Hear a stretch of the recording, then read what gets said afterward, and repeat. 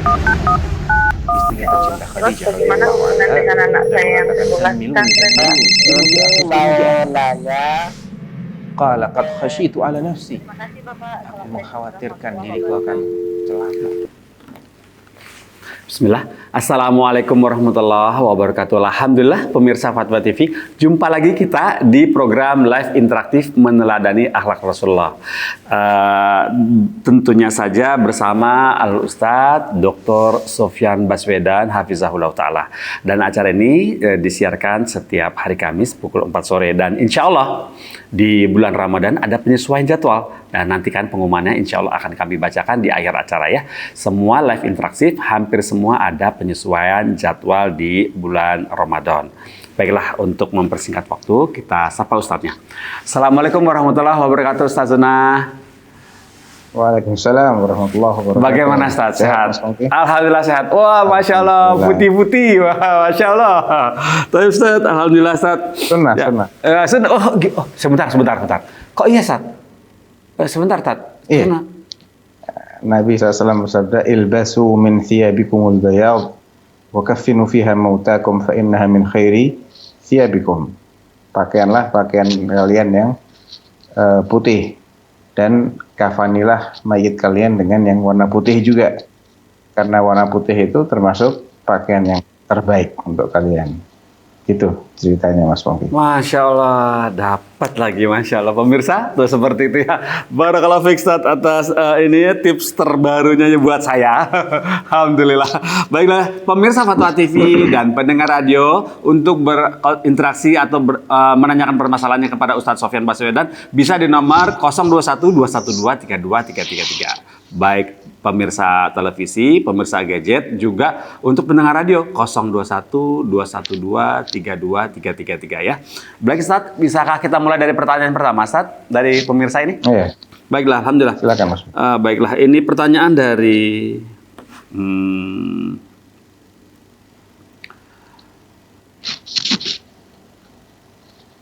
Sriatun.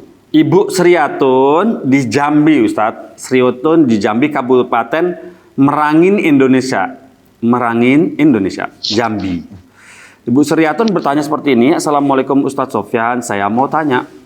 Saya biasa puasa Daud. Tapi saya mengidap penyakit kanker ganas dan leukemia. Dan saraf kejepit di panggul kiri. Di saat sehat, saya puasa lancar, tapi saat tubuh saya ngedrop seperti ini, saya harus berhenti kadang-kadang sampai 2 hari. Tapi setelah sehat, puasa lagi seperti biasanya. Apakah saya sudah benar dengan kondisi puasa Daud yang tidak sesuai konsepnya? Lalu kalau jika tidak benar, lantas saya harus bagaimana ya Ustadz? Mohon nasihatnya. Jazakumullah khairan. Sriatun Jambi. Ya, barakallahu fiik. Bismillahirrahmanirrahim. Alhamdulillah wassalatu wassalamu ala Rasulillah wa ala alihi wa sahbihi wa man walah, amma ba'd. Kami doakan kepada Ibu Sriatun, mudah-mudahan Allah Subhanahu wa taala segera mengangkat penyakitnya dan memberinya kesembuhan dan tidak tanpa menyisakan penyakit apapun. Amin. Terkait dengan puasa Daud, sebetulnya dalam kondisi seperti itu bisa saja diniatkan puasa mutlak, puasa sunnah mutlak. Jadi tidak harus lagi mengikuti puasa yang selang-seling karena kan kondisinya naik turun. Ketika kondisi enak, puasa. Niatnya apa?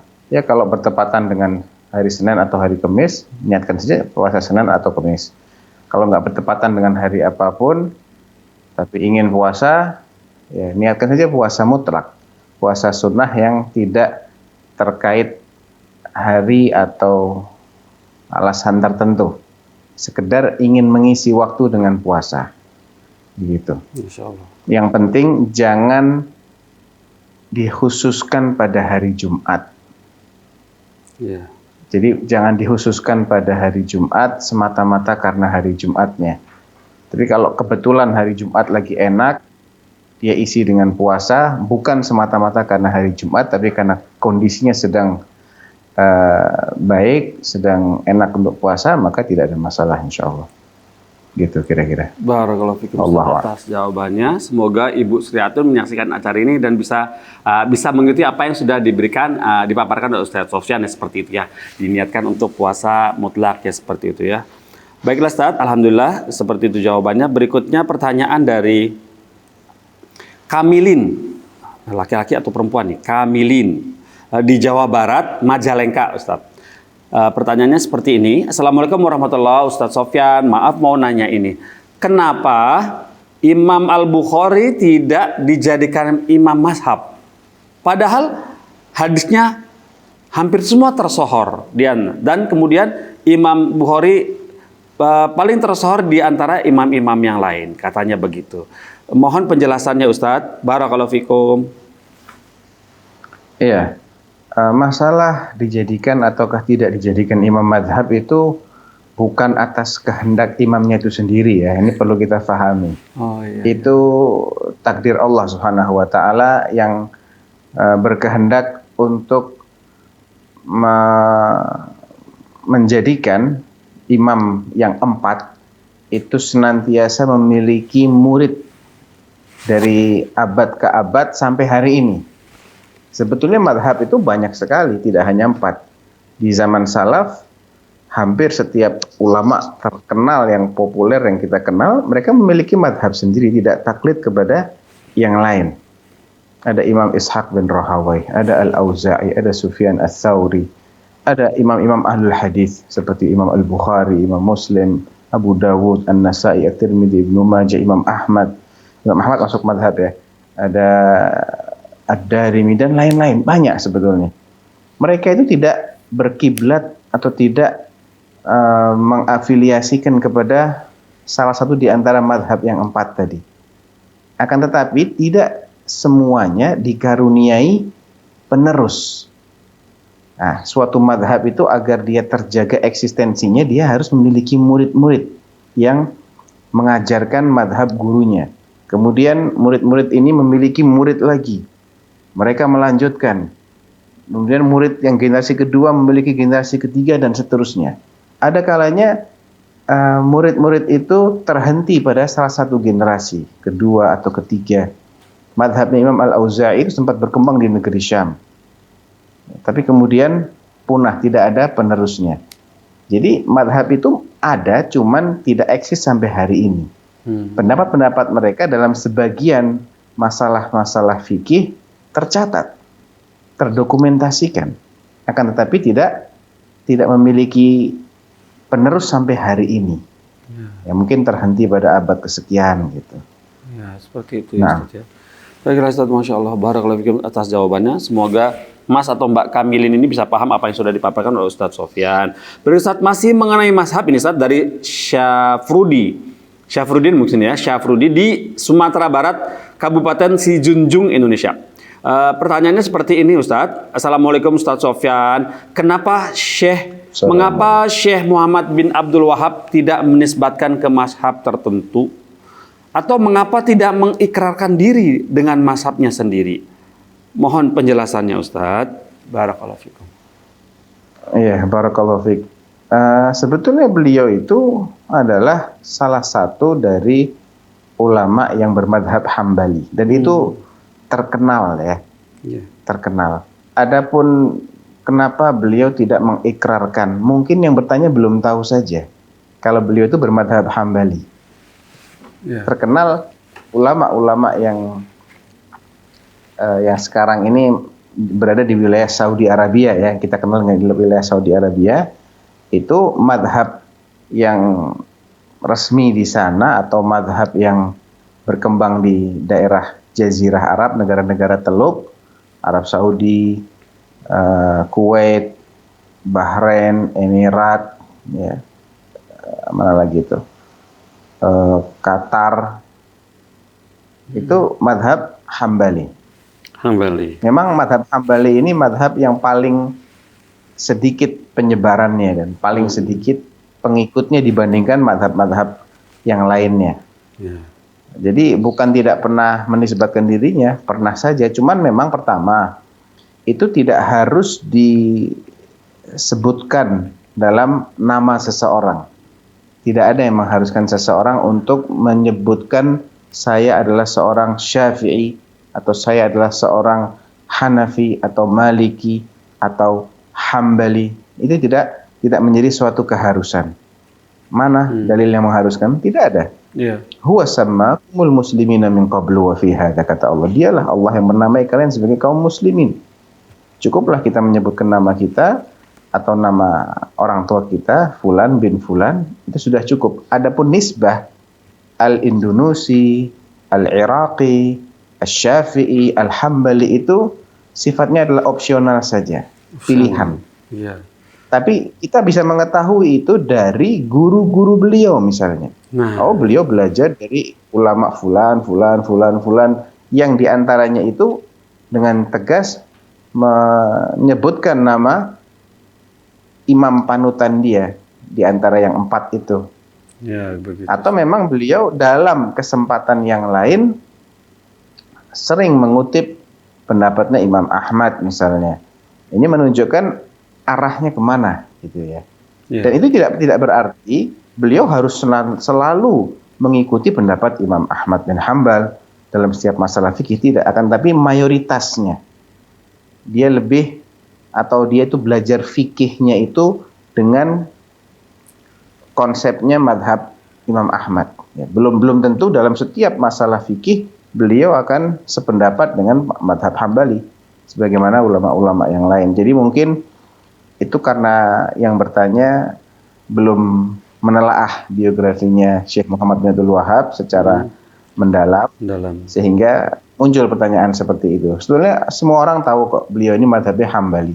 Ya. Semua orang yang mempelajari biografi beliau paham tentang hal itu. Ulama-ulama Saudi sampai sekarang juga secara resmi bermadhab Hambali. Ya, gitu. Masya Allah. Barakallahu fikum. Namun tidak fanatik kepada madhab Hambali. Ya, Ya. beliau bermadhab Hambali.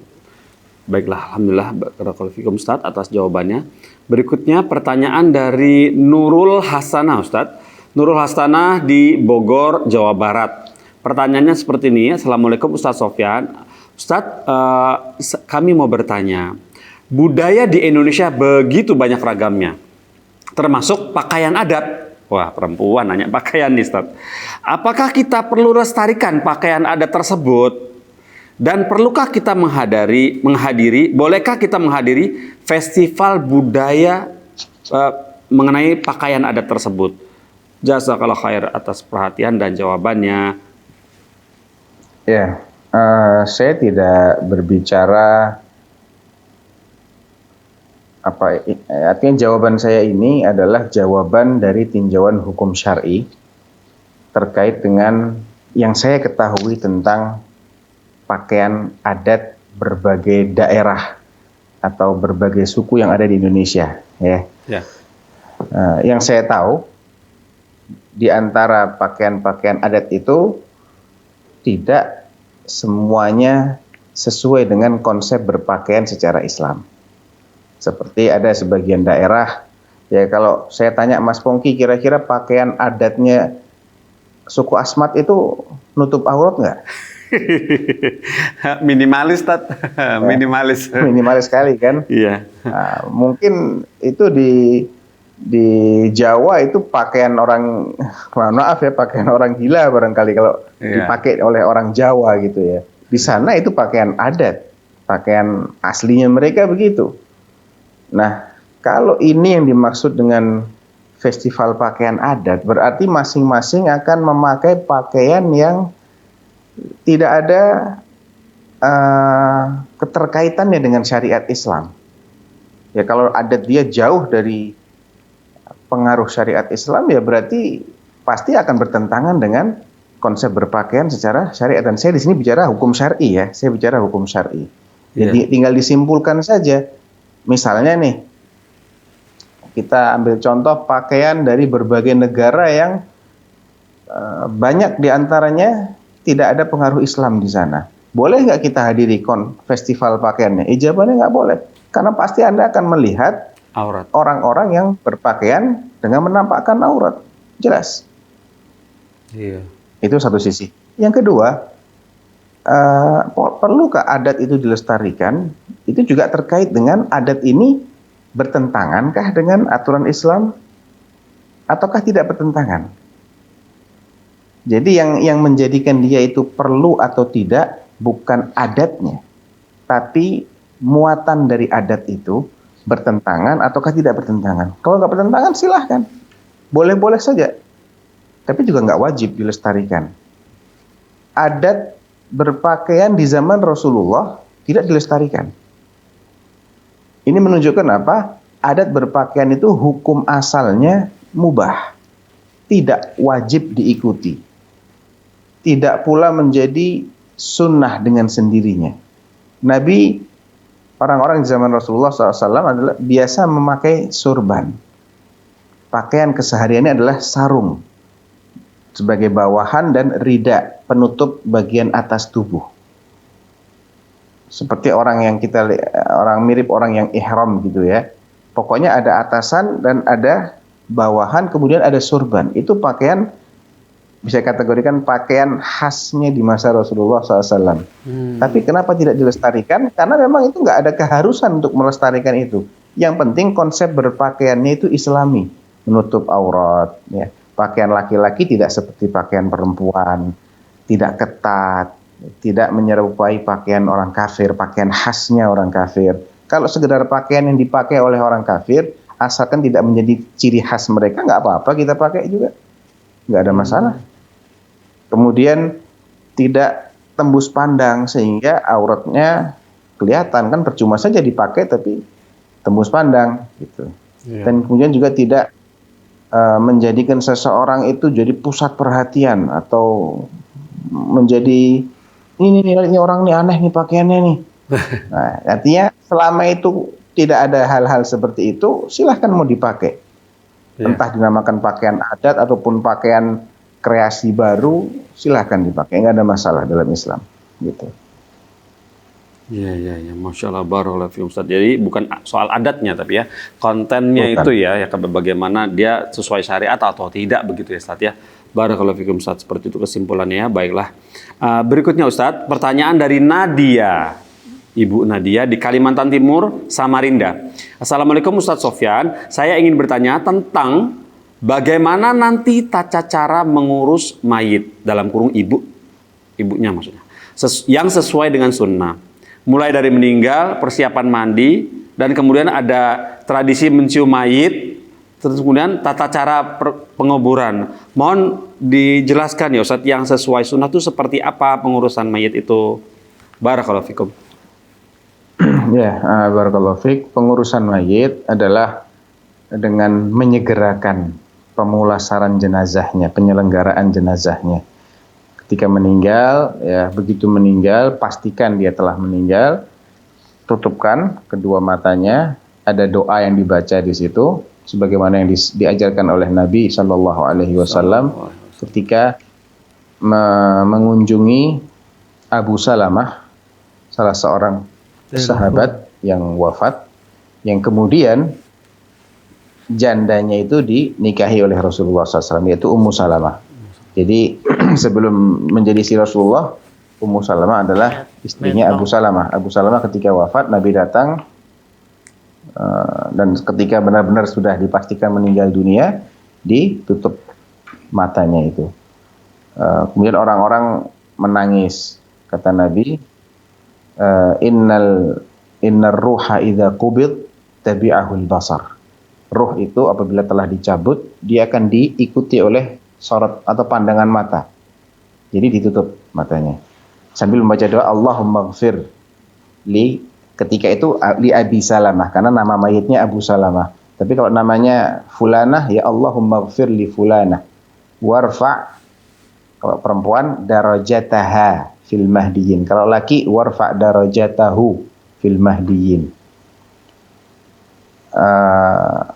Wakhlufhu, kalau laki-laki, kalau atau wakhlufha fi aqibiha fil ghabirin. Waghfir lana walahu ya rabbal alamin. Wafsah lahu atau laha fi qabriha atau fi qabrihi wa nawwir lahu fi atau wa nawwir laha fi, ya, sesuai dengan jenazahnya. Tapi ala kulli hal mau dipakai dhamir perempuan semua juga nggak masalah. Ya, Allahumma ighfir li fulanah warfa' darajataha fil mahdiyyin wakhlufha fi aqibiha fil ghabirin wa waghfir lana wa laha ya rabbal alamin wafsah laha fi qabriha wa nawwir laha fi. Itu doanya bisa dicari di kitab-kitab yang berisi doa atau zikir yang sesuai dengan kitab dan sunnah. Bisa dicari situ, ada di antaranya di Hisnul Muslim, insyaallah ada. Buku Hisnul Muslim itu doa memejamkan matanya mayit, kalau nggak salah judulnya seperti itu. Setelah itu segera diproses, dimandikan. Ya, kalau jenazah wanita dimandikan oleh wanita, ya, oleh putrinya, boleh oleh suaminya boleh. Demikian pula kalau yang meninggal laki-laki dimandikan oleh laki-laki atau oleh istrinya. Anak atau anak laki-laki, anak perempuan boleh. Ya boleh. Ya, artinya usahakan mahramnya yang benar-benar mahram, yaitu suami istri ya, atau anaknya yang laki-laki. Kalau perempuan ya anaknya yang perempuan begitu. Kemudian cara memandikannya sebanyak 3 kali atau 5 kali ya, dicampur dengan daun bidara sebagai zat yang untuk menyegarkan, memberikan kesejukan dan sekaligus ada aromanya gitu ya. Didahului dengan mewudukkan jenazah itu seperti wuduknya yang orang mau sholat. Ya. Dimulai dari, kemudian setelah wudhu diwudukan, dimulai membilas bagian-bagian yang sebelah kanannya, ya, tangan kanan, kaki kanan dibersihkan sela-selanya, ya. Wajahnya juga, kemudian diguyur pakai air, dibalikan. Setelah yang kanan dibalikan begini, kalau tadi kan bagian atas ya telentang, digeser sehingga bagian punggungnya yang kanan selesai, gantian yang sebelah kiri. Afwan, ada yang kelewat. Sebelum dimandikan atau sebelum diwudukan itu agak dimiringkan dulu, dipencet-pencet bagian perutnya, barangkali ada sisa-sisa kotoran biar keluar dulu. Ya, sebelum dimandikan. Jadi dibersihkan sebelum dimandikan. Nah, sebelum diwudukan juga. Sebelum wudhu, sebelum mandi, dipencet-pencet dulu bagian perutnya sambil dimiringkan sedikit agar kalau ada sisa kotoran maka dia akan keluar dulu, sehingga setelah dimandikan tidak ada lagi kotoran yang keluar. Itu maksudnya. Ya. Tapi seandainya orang ini memang dia nggak pernah makan apa-apa, full infus, misalnya dia terkena penyakit yang menghalangi sistem pencernaannya untuk kemasukan makanan, ya berarti nggak ada isinya. Ya sudah, nggak perlu dipencet-pencet kalau begitu. Tapi atau kita tahu ini sebelum meninggal sempat BAB dulu bersih, ada kalanya seperti itu. Ya sudah, insya Allah tidak ada kotoran lagi. Tapi kalau dikhawatirkan ada kotoran, ya dibersihkan dulu sambil dicebokin lah pada lubang duburnya itu.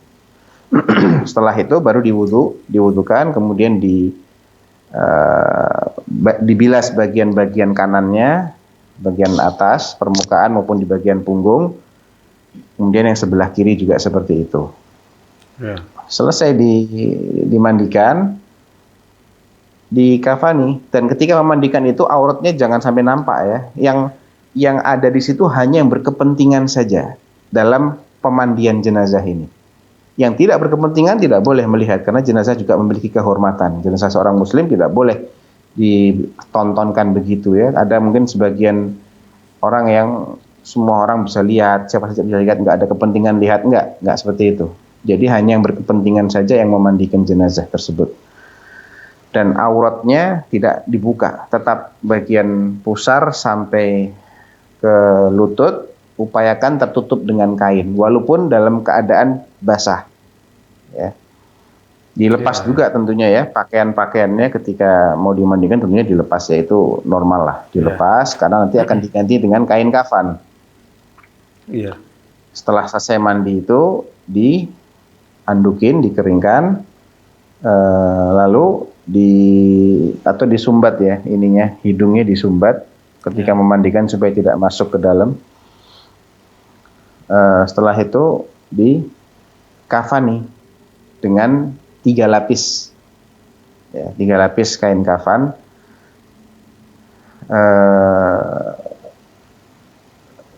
Atau lebih juga boleh, tanpa menggunakan sarung, tanpa ada gamis dan tanpa ada surban untuk laki-laki.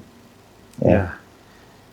Saya mohon maaf, saya agak lupa kalau yang perempuan itu kalau nggak salah 5 lapis kain kafan kalau yang perempuannya. Ya, lebih tebal. Lebih tebal. Ya, setelah itu diikat dengan 7 ikatan di atas, kemudian di bagian leher, di bahu, kemudian di pinggang, lalu juga ada di lutut dan di paha, kemudian di ujung. Dan fungsi ikatan itu sebetulnya untuk supaya tidak lepas saja kafannya. Iya. Sehingga nanti ketika sudah ditaruh di liang lahat, dibuka lagi. Karena sudah tidak ada kekhawatiran kain kafan itu lepas selama dalam perjalanan. Ya, perjalanan. Bagi yang ingin mencium, boleh silahkan mencium, baik sebelum dimandikan ataupun setelah dimandikan. Karena ketika Rasulullah SAW wafat, Abu Bakar radhiyallahu anhu mencium keningnya Rasulullah SAW. Ya. Oh, di situ ya, Masya Allah. Itu silahkan aja, mau dicium boleh. Ya, tentunya lihat-lihat jenazahnya ya. Kalau jenazahnya bukan jenazah orang yang dengan penyakit yang menular, berbahaya, seperti mungkin meninggalnya karena COVID, ya jangan. Ya, betul. Karena untuk menghindari madarat itu juga bukan sesuatu yang sunnah muakkadah, juga bukan. Ya. Jadi silahkan saja kalau ingin mencium, asalkan dia tidak, tentunya mahramnya yang mencium ya, istrinya atau anaknya atau kakaknya atau adiknya, begitu. Ya. Dan nggak dicium juga nggak apa-apa, yang penting kan doanya. Setelah selesai dikafani, segera disolatkan, kemudian dikuburkan. Jadi makin cepat kita menguburkan jenazah, kita berarti memuliakan jenazah itu. Ya. Ikramul mayyit ta'jilu dafnihi, kata Rasulullah. Sebagai bentuk penghormatan kepada mayit adalah bila disegerakan penguburannya. Ya, itu kurang lebih begitu. Kalau ingin lebih detail lagi, ya silahkan membaca kitab bagaimana salat jenazah atau penyelenggaraan jenazah. Itu insya Allah akan lebih detail lagi. Ya, Masya Allah. Barakallahu fikum, Ustaz. Oh, seperti itu ya. Nah, kemudian berikutnya, Ustaz, alhamdulillah barakallahu fikum atas jawabannya tadi, proses-proses secara efektif dan singkat, tepat tadi untuk proses menangani jenazah ya, seperti itu ya, Caca. Baiklah, Ustaz, ini pertanyaan berikutnya, Ustaz, dari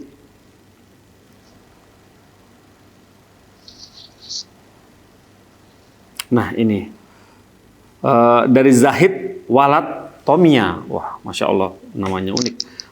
Zahid Walad Tomia di Sulawesi Tenggara, Kabupaten Wakatobi. Assalamualaikum Ustadz Sofyan.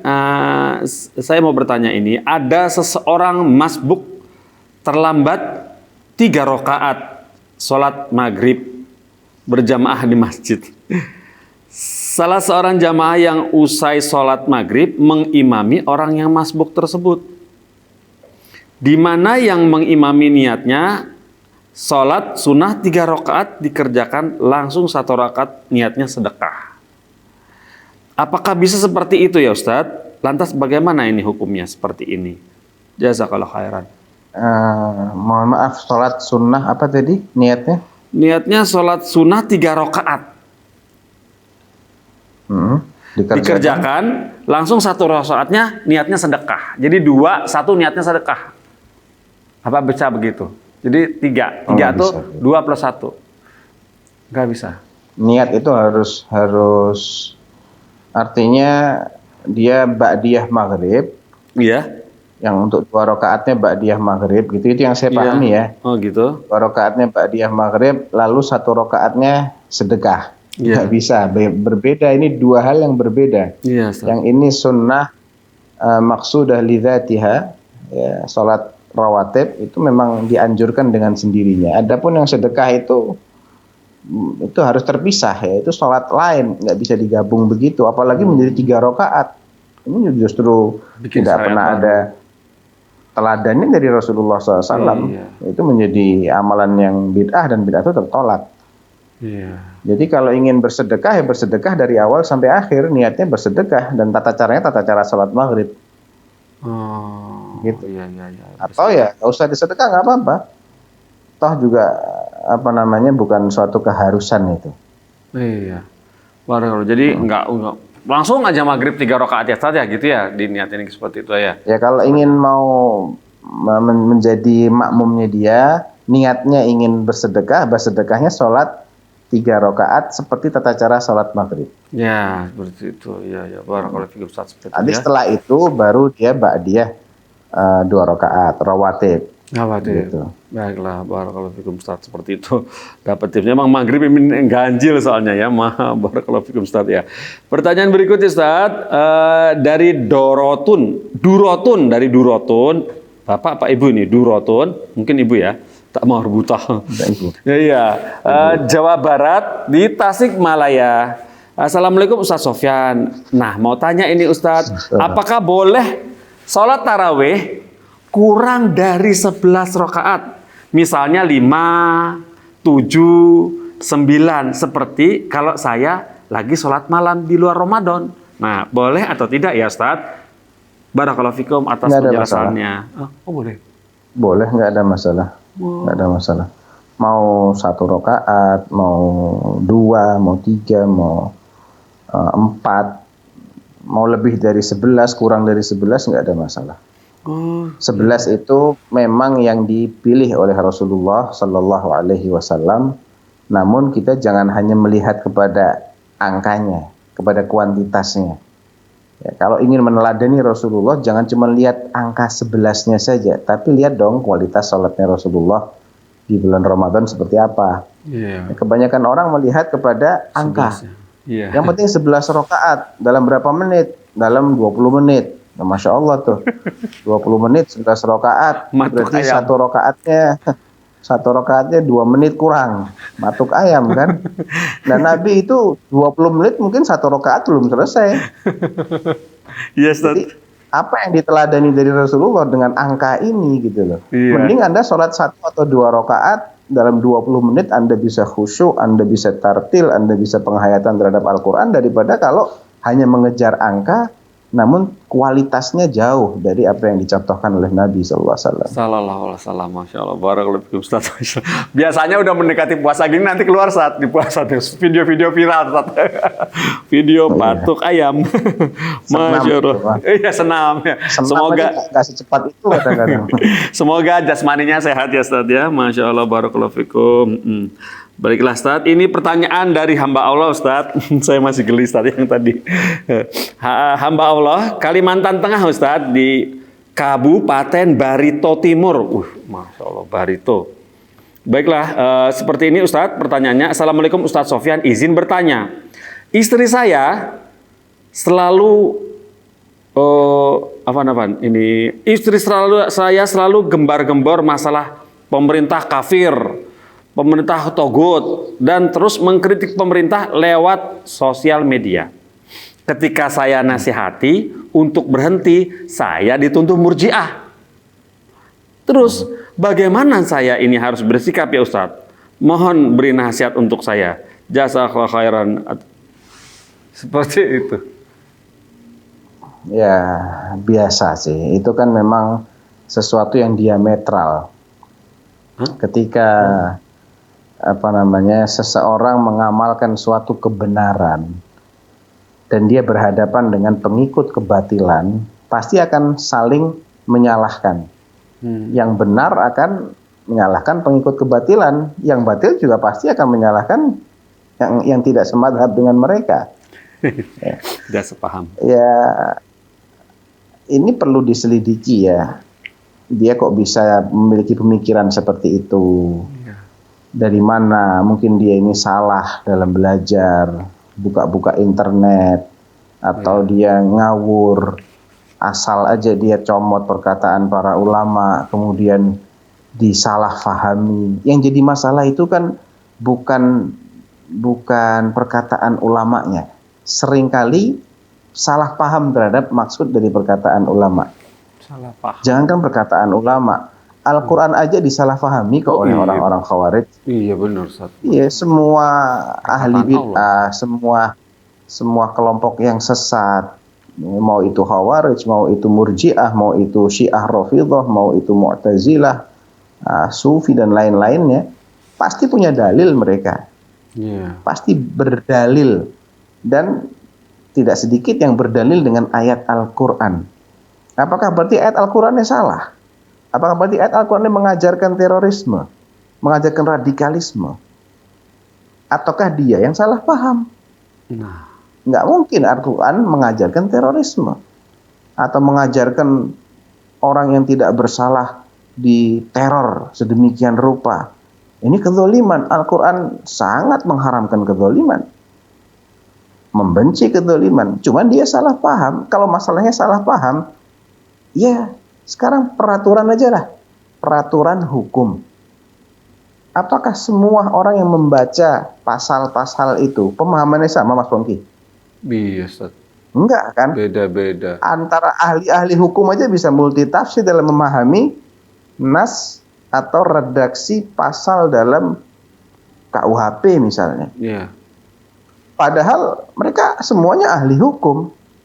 Apalagi kalau ada yang awam terhadap hukum. Iya. Ya lebih kacau lagi, makanya harusnya ditanyakan kepada orang yang berilmu.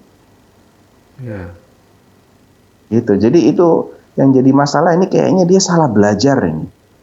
Nah, kalau sudah salah belajar, cara menasihatnya bagaimana? Ya, saya bisa jelaskan cara menasihati, tapi nggak ada jaminan dia bakal Ikut. sadar. Iya. Masalah sadar atau nggak sadar itu hidayah Allah. Hidayah Allah. Pelajari dalil-dalil yang dia gunakan. Kok dia bisa fahami begitu? Korelasikan, sandingkan dengan penjelasan ulama-ulama ahlus sunnah, Iya. ulama-ulama salaf. Iya. Pasti bertentangan dengan pemahaman para salafus saleh. Iya. Pasti bertentangan dengan akidah dan manhaj salafiyah. Ya.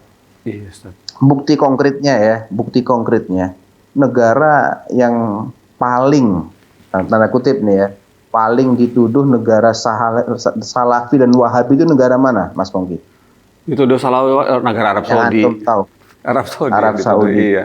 Saya tanya, Arab Saudi itu di matanya orang-orang radikal seperti ISIS atau sebelumnya ada namanya Al-Qaeda, Iya. itu bukan negara Muslim, Pak, Mas Pongki. Oh. Negara kafir. Negara kafir ya. Ustaz. Dikafirkan. Ya. Dan saya masih ingat waktu saya masih belum pulang ke Indonesia, masih mahasiswa di sana.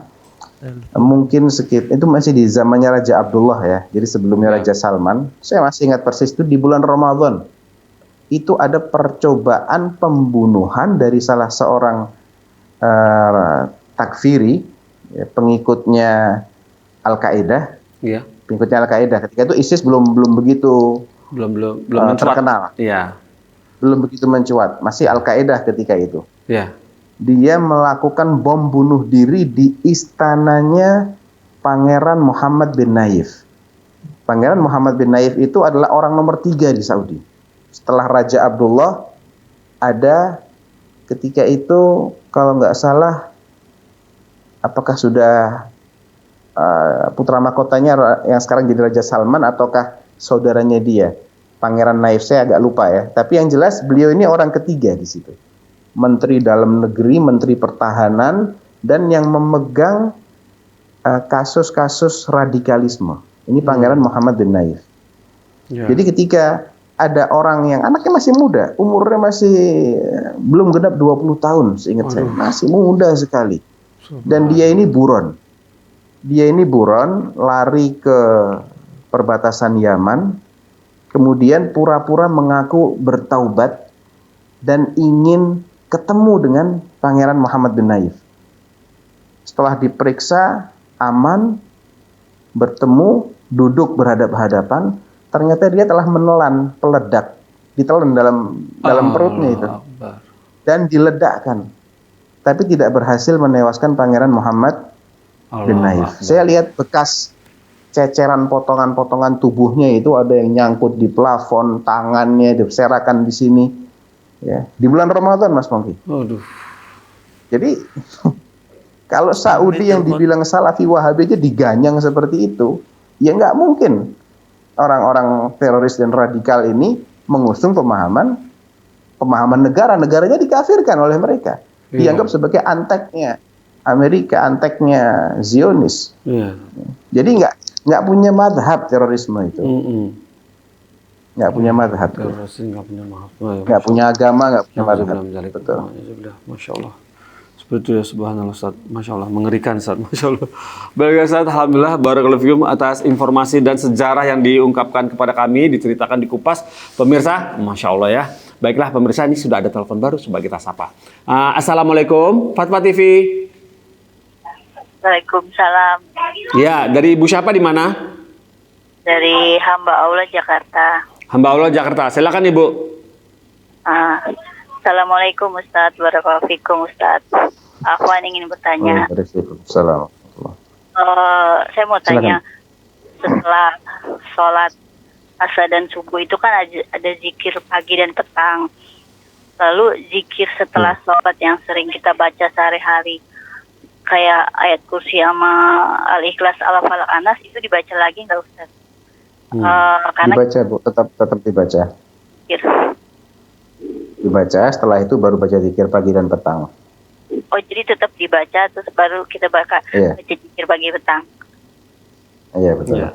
Bagaimana Ibu? Paham? Sudah jelas? Dari khairan Ustaz. Iya, sama-sama Ibu. Barakallahu fikum. Baiklah, alhamdulillah seperti itu jawabannya ya Ibu. Berikutnya Ustadz, ini ada pertanyaan dari Rizky Widiatmoko. Rizky Widiatmoko di Jawa Tengah, Klaten. Pertanyaannya seperti ini. Assalamualaikum warahmatullahi wabarakatuh Ustaz Sofyan. Izin bertanya, ada hadis tentang bila anak sudah berumur 10 tahun agar dipisahkan tempat tidurnya. Yang dimaksud dalam hadis di atas, apakah satu kamar untuk satu anak, atau bagaimana bila anak saya 3 laki-laki semua? Apakah kamarnya harus dipisah semua atau bagaimana Ustaz? Mohon pencerahannya. Barakallahu fikum. Ya, Allah barik. Kalau dilihat dari zahir hadisnya, wa farriqu bainahum fil madaji', di tempat tidurnya, ranjangnya yang dipisah. Kalau sama-sama laki-laki satu kamar nggak ada masalah, yang penting ranjangnya dipisah ya, untuk menghindari hal-hal yang tidak diinginkan. Dan tentunya itu sesuai dengan kemampuan juga. Ketika mungkin dia belum mampu memberikan ranjang terpisah, ya diberikan sesuatu yang lebih lebar ya, kemudian tidur yang satu sebelah sini, yang satu sebelah sini, minimal seperti itulah. Terpisah selimutnya gitu, atau dijadikan ranjang susun kalau ruangnya terbatas. Ya intinya karena mereka sudah mulai mengerti masalah aurat kan, sudah mulai memiliki rasa malunya juga sudah bertambah, jadi dikondisikan sesuai dengan perkembangan psikologis mereka, supaya jangan sampai nanti dia dalam keadaan tidur tangannya kesana kemari dan di sebelahnya itu ada orang lain, kan bisa bahaya itu. Ya. Seperti itu ya. Dipisahkan ranjang, itu ya ada arti kata ranjang. Pengertian hadis. Intinya ranjang. Kamarnya satu kamar. Iya, bukan. Nggak apa-apa. Iya, kan di pondok pesantren juga kan laki-laki satu kamar, cuman beda ranjang tingkat gitu Ustaz ya. Iya, barakallahu fikum Ustaz. Seperti itu ya. Ini kemudian Ustaz, ini pertanyaan dari Ali Rahman Ustaz di Sulawesi Selatan. Ali Rahman, Sulawesi Selatan, Kabupaten Luwu Timur. Assalamualaikum Ustaz Sofyan, izin bertanya, apakah kita boleh mengambil ilmu dari kelompok organisasi agama Islam tertentu? Seperti di Indonesia ini ada organisasi besar Islam, ada 2 nih Ustaz, yang hijau sama yang satu lagi. Ya. Kemudian karena kajian salaf di daerah saya masih sangat jarang Ustaz, Sulawesi Selatan, Luwu Timur. Nah, saya bingung Ustaz, karena mereka juga menisbatkan pemahaman mereka kepada salafus soleh, ahlus sunnah wal jamaah. Syukuran Ustaz, barakallahu fikum.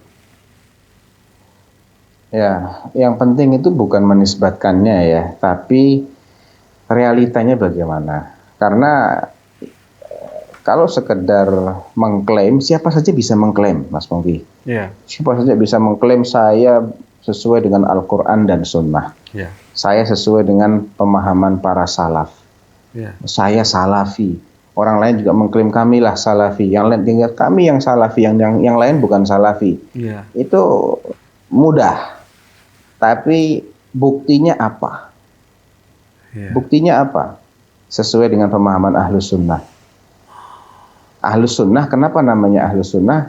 Karena mereka ini sangat cinta, sangat menghargai sunnah Rasulullah. Sunnah ini bukan sesuatu yang boleh kita amalkan, ya, atau diamalkan dapat pahala, ditinggalkan nggak dosa. Bukan itu yang dimaksud dengan sunnah Rasulullah. Itu sesuatu yang hukumnya sunnah. Tapi kalau sunnah Rasulullah itu adalah ajaran Rasulullah. Apa yang beliau perintahkan, apa yang beliau anjurkan, apa yang beliau bolehkan, apa yang beliau makruhkan, apa yang beliau haramkan, ini semuanya namanya adalah sunnahnya Rasulullah, alias ajarannya Rasulullah SAW. Kalau benar-benar ahlus sunnah, harusnya tidak antipati ketika ditanya dalilnya mana. Setiap dia bicara sesuatu, dia berdasarkan dalil, bukan anti sama dalil. Ahlus sunnah yang benar-benar itu, dalilnya adalah qala Allah wa qala Rasul. Ya, apa kata Allah, apa kata Rasul, apa kata para ulama Ahlus Sunnah, ulama salafus saleh, sahabat Nabi, tokoh-tokoh para tabi'in, para tabi'it tabi'in. Ucapan para ulama memang tidak menjadi dalil secara langsung, tidak. Tapi ucapan para ulama ini kita jadikan sebagai sarana untuk memahami dalil. Kalau mereka mengatakan begini, yang menentukan benar atau salah ucapan itu adalah ada nggak dalil yang mendukung pendapatnya orang alim ini. Itu konsepnya Ahlus Sunnah begitu. Jadi Ahlus Sunnah ini tidak memposisikan ulama seperti posisinya Nabi. Ya. Kalau Nabi, apapun yang beliau sabdakan otomatis jadi dalil, asalkan valid ya. Benar itu ucapan Nabi, itu perbuatan Nabi, maka dia dengan sendirinya menjadi dalil. Tapi kalau selain Nabi, nggak bisa dong kita perlakukan begitu. Ya. Nah, ya walaupun itu Imam Syafi'i, walaupun itu Imam Ahmad, atau Imam Abu Hanifah, atau Imam Malik, nggak ada satupun ayat yang nyuruh kita mentaati Imam Syafi'i, Imam Ahmad, Imam Malik, Imam Abu Hanifah. Sebagaimana ayat-ayat yang nyuruh kita taat secara mutlak kepada Nabi. Kita menghargai para ulama, harus, wajib. Siapa yang akan kita hargai kalau para ulama nggak kita hargai? Ya, betul. Tapi cara menghargainya berbeda. Tidak dengan bersikap berlebihan, fanatik. Pokoknya kalau sudah Imam Malik mesti benar. Yang nggak sependapat dengan mazhab Malik salah. Itu bukan konsepnya Ahlus Sunnah itu. Ya walhasil, masalah mau belajar dari ormas mana, silahkan saja. Karena kebenaran itu tidak bisa diklaim oleh satu golongan. Sehingga diyakini tidak mungkin keluar dari ormas itu. Batil, nggak ada yang mengklaim seperti itu. Dan itu tidak mungkin benar. Yang namanya kebenaran itu patokannya bukan ormas. Iya. Bukan madhab fikih, bukan. Kebenaran itu patokannya dalil. Mana yang kuat dalilnya, dialah yang lebih layak untuk dipertahankan, didukung. Ketika dalil-dalil mereka bisa dipatahkan secara ilmiah, sesuai dengan metodologi ilmiah, harus ilmiah. Yeah. Begitu tidak ilmiah, cara-caranya ini jelas bukan Ahlus Sunnah. Ya. Ketika dalil-dalil kelompok A ini bisa dipatahkan oleh kelompok lain secara ilmiah, ya berarti yang lain ini yang lebih benar, yang lebih berhak untuk kita ikuti. Jadi intinya silahkan belajar dari ormas Islam, asalkan syaratnya ya mereka benar-benar membawakan sesuatu dengan dalilnya. Dan dalil ini difahami dengan benar sesuai dengan metodologi ilmiahnya Ahlus Sunnah wal Jamaah dalam memahami dalil. Bukan dalil dipahami semaunya dia. Artinya dia harus menjelaskan. Ini siapa yang menjelaskan seperti ini? Rujukan Anda dari mana? Kalau dia nggak bisa menyebutkan rujukan, hati-hati. Walaupun dia mengklaim saya ini ahlus sunnah sejati, hati-hati.